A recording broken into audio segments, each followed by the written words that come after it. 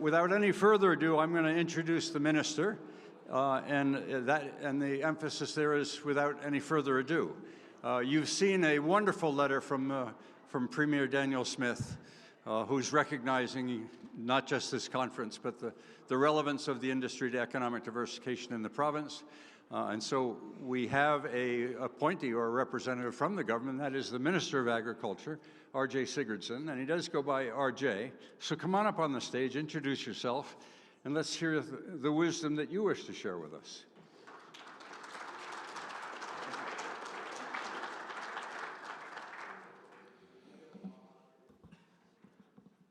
Well, thank you for that introduction, and I just want to express to everyone, it's great to see such energy in this room. You have a lot to be excited about when it comes to hemp.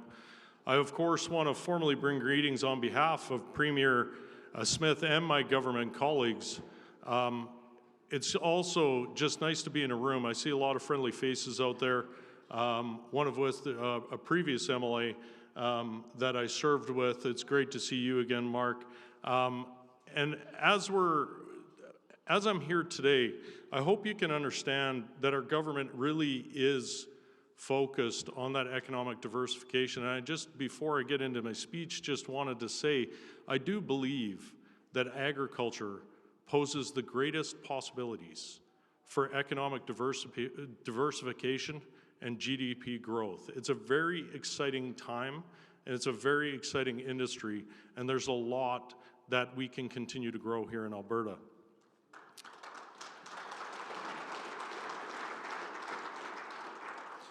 And with that, I also want to say how grateful I am to the Alberta Hemp Alliance for being a constant presence in our growing hemp sector.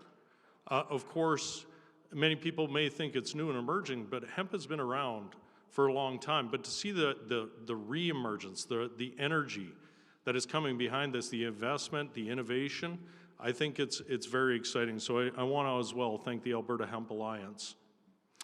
Now, through your industry research, promotion, advocacy, and community building efforts, the AHA has become a key resource for hemp producers and processors.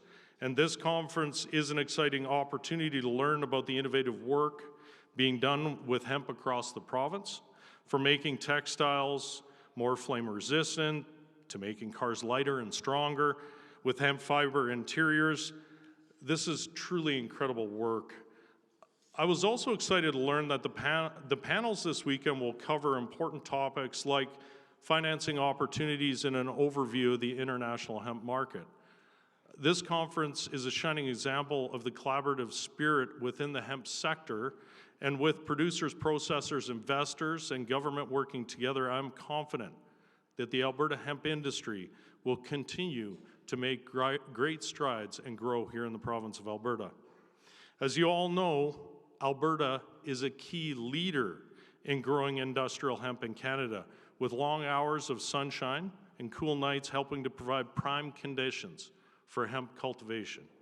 In 2022, Alberta producers grew 16,142 acres of hemp, which accounts for just under half of Canada's entire production.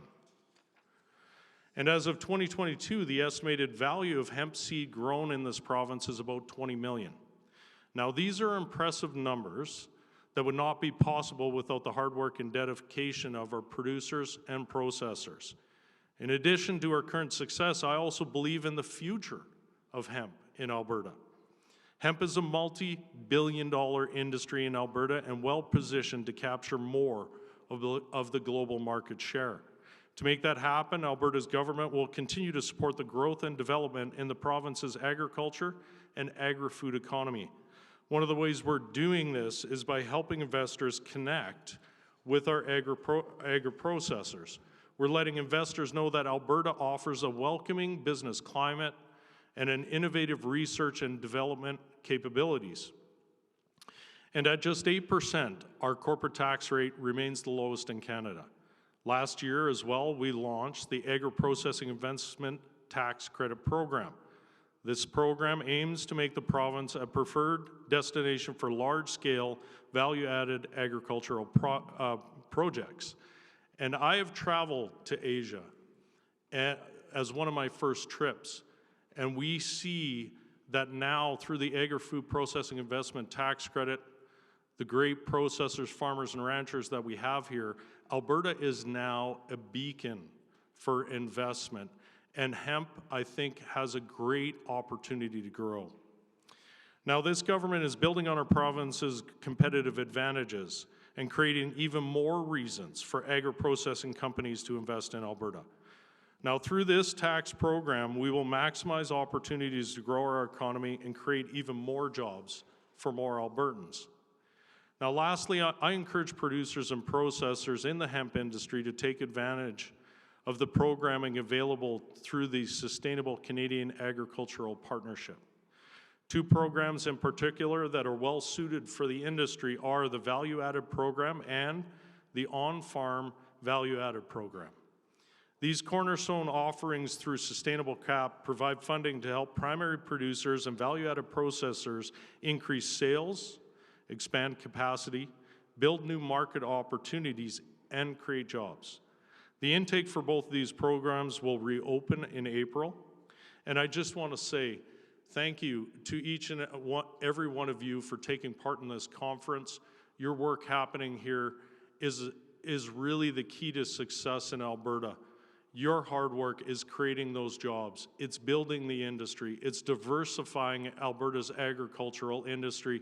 And on behalf of myself, the Premier, and all my colleagues, I just want to say thank you to each and every one of you for your hard work. Thanks again.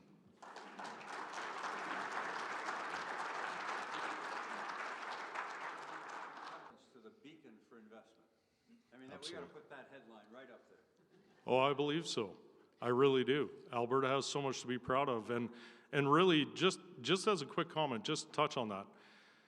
When I traveled to Asia, Alberta has something that I think a lot of other jurisdictions don't. In the global sphere, when I traveled, the number one thing I saw was when everybody equated agriculture in Alberta, I asked them, I said, what do you think when I say Alberta agriculture? And they connected it to clean air, clean water, great soil, a high quality product, unmatched anywhere else in the world. So we have a lot, and it really does build to a lot of that beacon that we talk about when it comes to investment. Diversification in our crops here in the province, I think, is going to be a key component to growing the sector too as well, and that's where hemp comes in. We have such a vast province here in the province of Alberta. Of course, the growing conditions across the province really do vary. And when you look at hemp, hemp has an opportunity to fit into certain areas of the province and really create a great opportunity. So I'm very excited about the work that's happening here with this conference and in the hemp industry as a whole. Good morning, RJ. Tim McPhee, Mayor of Vegreville. We've had a few meetings already. My question is, and we'll start with thank the government of Alberta for showing support for this industry.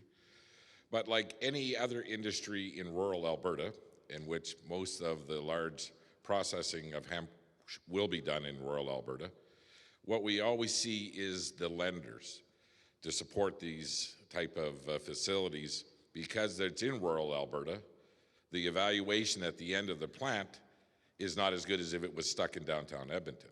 So there's always these challenges with any company that wants to build in rural Alberta on the evaluation. Is there any talk within the government of Alberta at how we can get lending institutions to be more in favor of these projects? Because they need to be in rural Alberta, and lenders are against lending based on the evaluation. So what are your thoughts, and where do you think the government might have a role in that? Well, yeah, absolutely. It's an incredible question. I mean, myself, as I grew up on a small farm, and then, of course, went into the oil and gas industry, then became a business owner, and understanding that access to capital is a huge hurdle. We understand that. And actually, what I'm trying to do right now, and unfortunately, I don't think I have a direct answer for you, other than this. What I can say is this. What I learned through business and my business style was to make sure that I was connecting with those that are out there doing the work and connecting them with the partners they need to be able to grow. Right now, through my department, we're actually holding stakeholder engagements and roundtables. And one of the topics that we have, and a table that we created because we understand how much of a challenge is there, is exactly that, a table with a big sign that says access to capital. And I've invited the bank, lending institutions to be a part of that and have that conversation. We're going to have to continue to work with them. When it comes to ensuring that we continue to build out rural Alberta, we have to have a rural economic strategy. And we're continuing to work on that as a government, on how we continue to take those small rural areas in Alberta and build them back. And there needs to be a focus on that as well.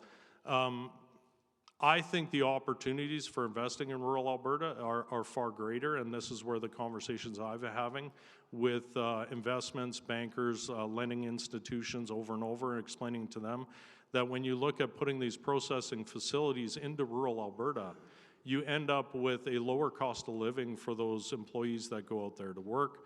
My personal opinion, a better quality of life, a more direct connection to the community.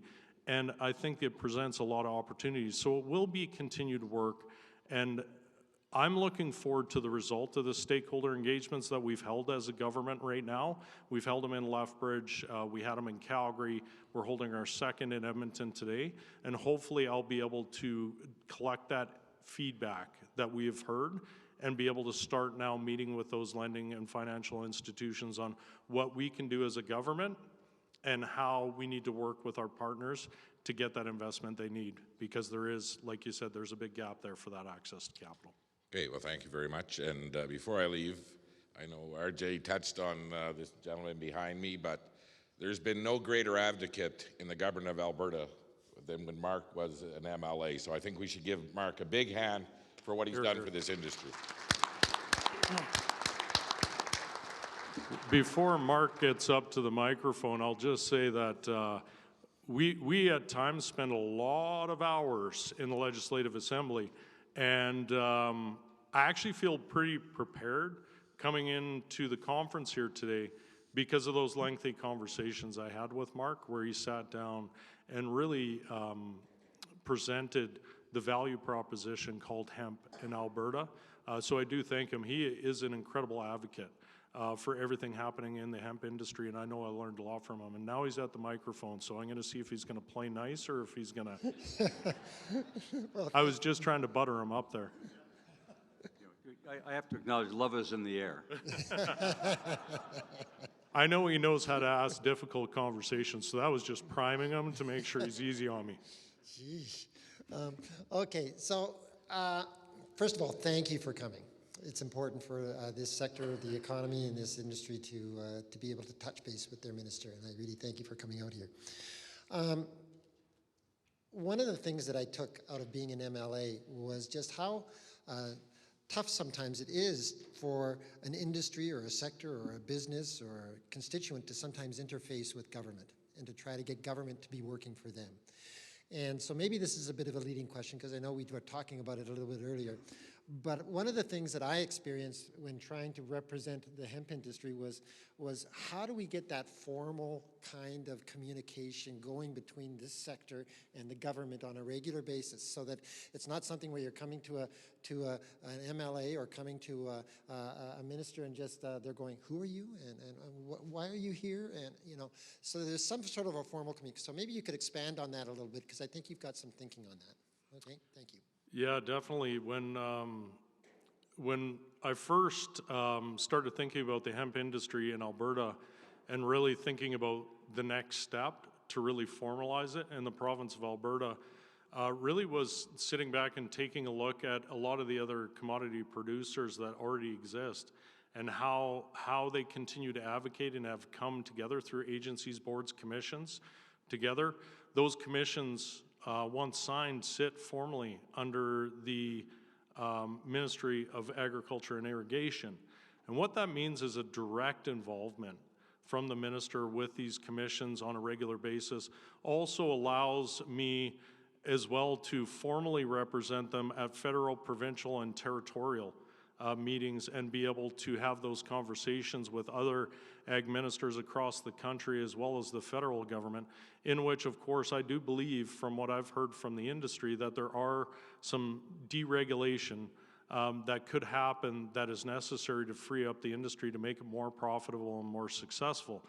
As well, I would say that once you come together, once your producers, your growers come together as a commission, it really becomes that singular voice that becomes very, very powerful and formal to be able to communicate to the government as a whole, but also the opportunities of what commissions can do when they do come together. As an example, I sat down with the oak growers AGM, and because they're operating as that formal commission together, they've actually moved forward with advocacy, advertising, and they were reporting the impact of that. Also, that direct singular voice when investment is coming here, when dealing with large corporations, also has a major impact. And I want to be clear on that. When we travel, and I travel internationally, investors talk directly about our provincial commissions, whether it's Alberta Canola, AB Grains. They speak specifically to them. And I think the one thing about having hemp as a formal commission, agency, or board under the Ministry of Agriculture is it also signals to the world that Alberta's government is serious about hemp, and that hemp is a serious player in Alberta. So I think it's a dual benefit on both sides, Mark. Thank you.